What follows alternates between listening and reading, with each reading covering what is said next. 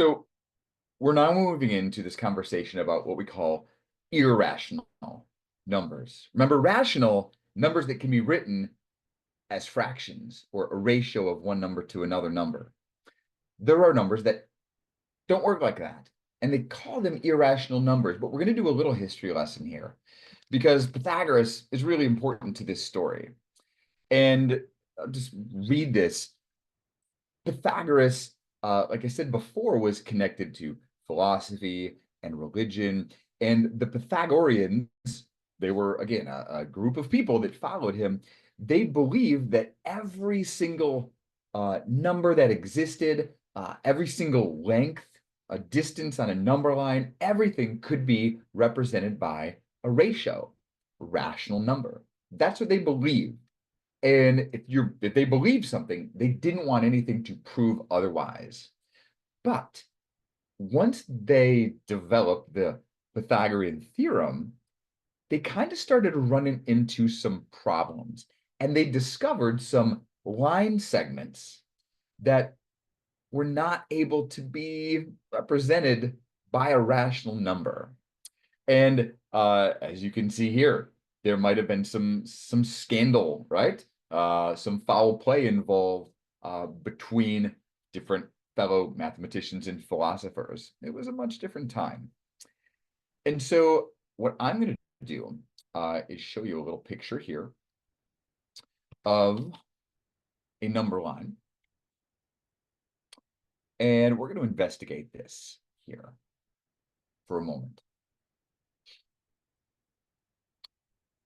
So the idea that you can't represent a number by a rational number may have stemmed from something like this.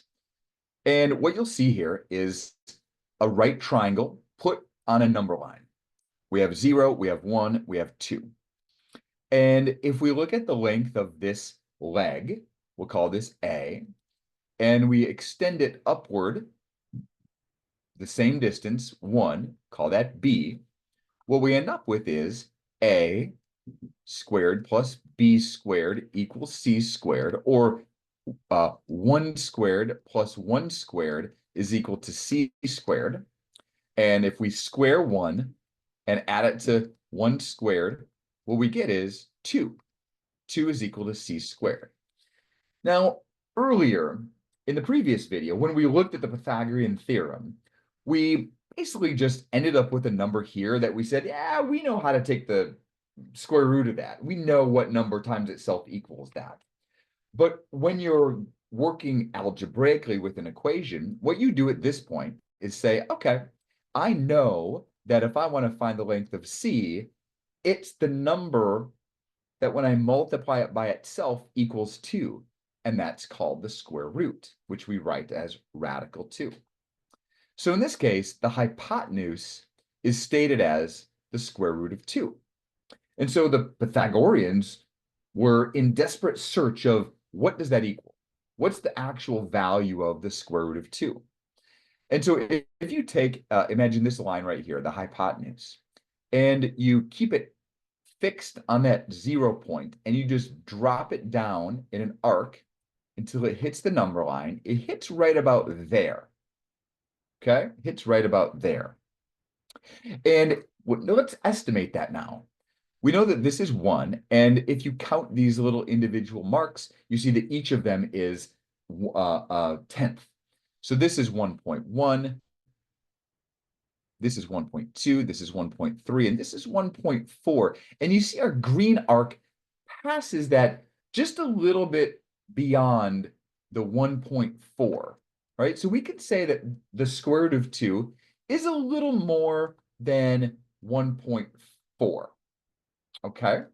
And the Pythagoreans were in desperate search of what is that number, right? What is that number that could be possibly written as a fraction, right? It would mean, if we could find it, it would mean that some fraction times itself is equal to 2, right? Again, some number times itself equals 2, and that number, they were sure, could be stated as a fraction. So what we're going to do is play around with this for a bit. we're going to say square root of 2 is about 1.4. And so I'm going to write this. I'm going to write, what is 1.4 times 1.4? If you get your calculators and multiply that, you'll see it is 1.96. So our estimate of 1.4 was a little small. Well, let's make it a little bit bigger. Let's say it's 1.41 times 1.41. Well, if you multiply that, what you get is 1.9881. So it's a little bigger, it's a little closer to 2.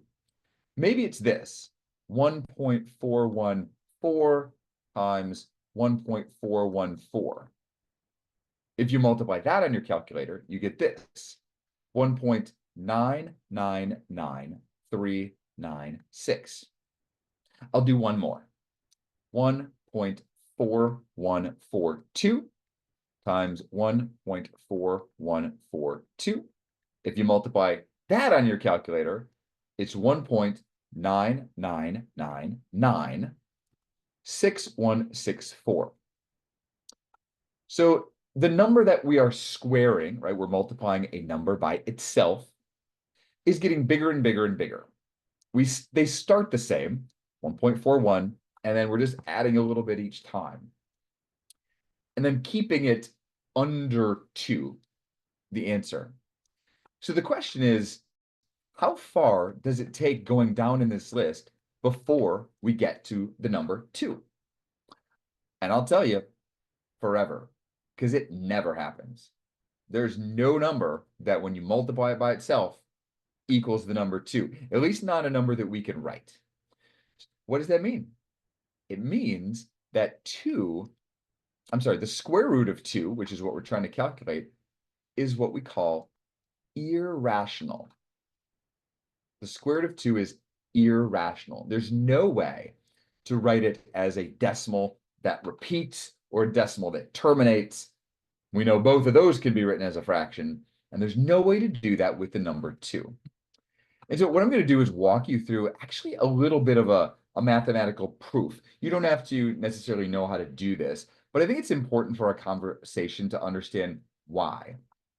And so one of the ways we do this in math is, shrink this so we can see it, is through a process that looks like this. If we're trying to prove something, we say, okay, well, let's just suppose that it's true. Let's suppose that the thing we're trying to prove is true. The radical 2 can be written. We know it can't, so we're going to assume it can be written as a rational number a over b. Then, if we could do that, radical 2 equals a over b, which implies that if we square both sides, so we square both sides of our equation, it would mean 2 is equal to a squared over b squared. And again, you don't necessarily have to be able to reproduce this. I just want you to kind of follow what I'm doing here. And then if you solve this equation, or remove the denominator, multiply both sides by b squared, it looks like this. 2 times b squared equals a squared. Don't worry, we'll get into more algebra later.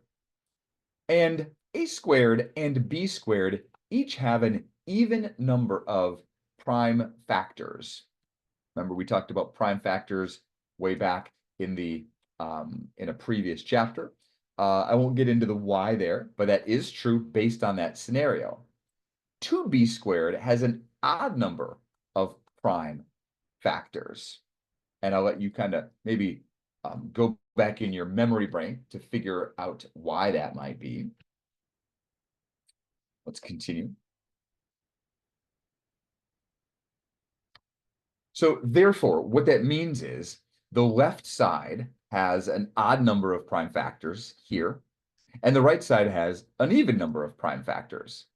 But this contradicts the fundamental theorem of arithmetic. We discussed that earlier in the course as well, which said that every number has a unique prime factorization. And so the same thing, same number, if two things are equal, they can't have a different prime factorization. And that's what that is saying. And so when you're doing a mathematical proof and you run into a contradiction, it means that your initial assumption that you made at the top is false, which states that radical 2 can be written as a factor, a ratio of two numbers. This means that it can't. Again, if you didn't follow all of that, it's okay. But again, I think it's important to understand that these proofs do exist. And so again, Pythagoras was desperately trying to find a rational number, and then eventually they were able to prove that it doesn't exist. So once that happened, once we were able to prove that no rational number existed for the square root of 2, it basically created a whole new type of numbers. These things called irrational numbers. And that's what we're talking about in this particular section. Now, a similar proof, we're not going to do it, but a similar proof can be used to show that this specific fact about prime numbers. If P is a prime number, then the square root of P is an irrational number. Think back to our prime numbers: 2, 3, 5, 7, 11, 13, 17, 19, and so on. If you try to take the square root of any of those numbers, 11 for say, this will always be an irrational number. So again, the square root of a prime number is always going to be an irrational number. And again, what that means is it cannot be written as a fraction, it can't be written as a terminating decimal, and it can't be written as a repeating decimal.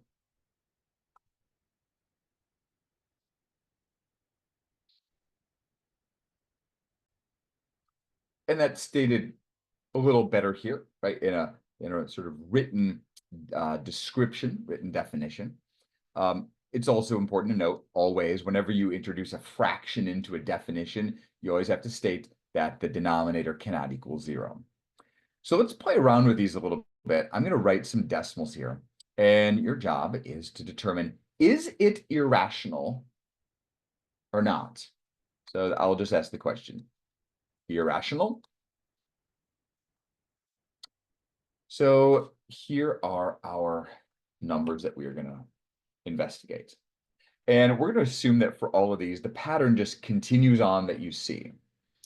And so the first one, number 1, has, again, 0s and 6s.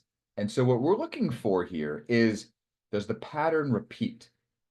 And so what I see here is we have 0, 0, 6 right here, followed by another 0, 0, 6, followed by another 0, 0, 6. So there is a repetition happening there. So is it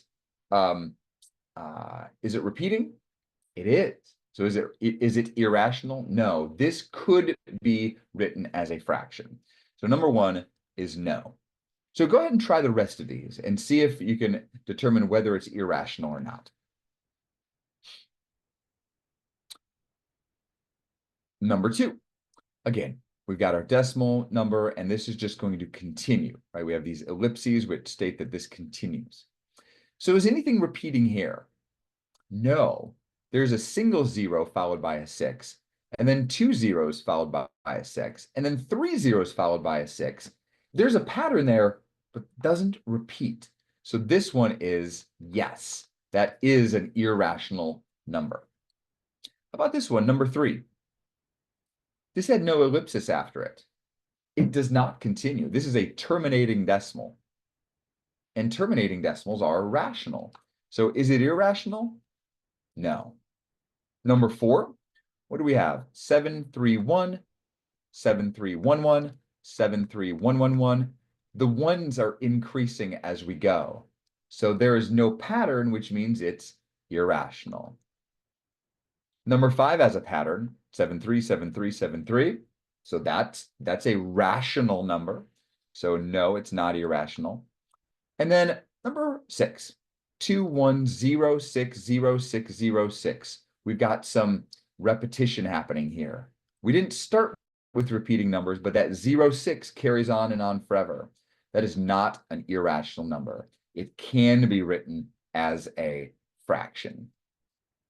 Now, probably the most well-known irrational number is pi. In fact, at the time I'm making this video, we just celebrated Pi Day a few weeks ago, March 14th. Why? Because pi is approximately 3.14. But if you Google pi, look it up, plug it in your calculator, right, you'll see that there's decimals that go on forever. So pi is probably our most famous irrational number because it really goes on forever. So our next job is to do this. It's to classify each of these numbers as irrational or rational. If it's rational, evaluate the square root. If it's irrational, find an approximation to the nearest tenth. So I'm going to do the first two with you. Number one, the square root of 81. Now you might know that one. You might know that 9 times 9 equals 81. So the square root of 81 is 9. If you get a terminating decimal or a whole number, that means it is rational. The square root of 81 is a rational number. Now, what about the square root of 10? If you go to your calculator and take the square root of 10, what you see is something like this. And you will see that in that decimal, there's nothing that repeats. If we had a longer calculator, it would put in more numbers, which means it's an irrational number. So square root of 10 is an irrational number. But we can approximate it. That's what we sometimes do with irrational numbers. We can say that is approximately 3.2 if we're rounding to the nearest tenth, about 3.2. 4/9, well, I can take the square root of 4 and 9 and say that that is going to be 2/3, which means it is a rational number. The square root of 6.16. Did you say that this is equal to 0.4? Maybe you had plugged that one in your calculator. 0.16 square root 0.4, which means this is a rational number. So the only irrational number in this case was that square root of 10. And so the last thing we will talk about is this. The ideas of square roots and irrational numbers sometimes confuses people a little bit because we kind of question if this decimal goes on forever and we can't actually write the number. It's impossible to just write the value of any irrational number. They're thought of mysterious or elusive, but every radical of a prime number or every irrational number has a measured number length. We talked about earlier when we started this conversation, the square root of 2. Remember, we drew our picture, we brought down that arc on that triangle, and it was just a little over 1.4. So the distance from 0 to this point right there is radical 2. We just can't write it as a fraction or a terminating decimal. Radical 3, same thing. It's approximately, well, it's actually exactly right there. That line has a length of radical 3.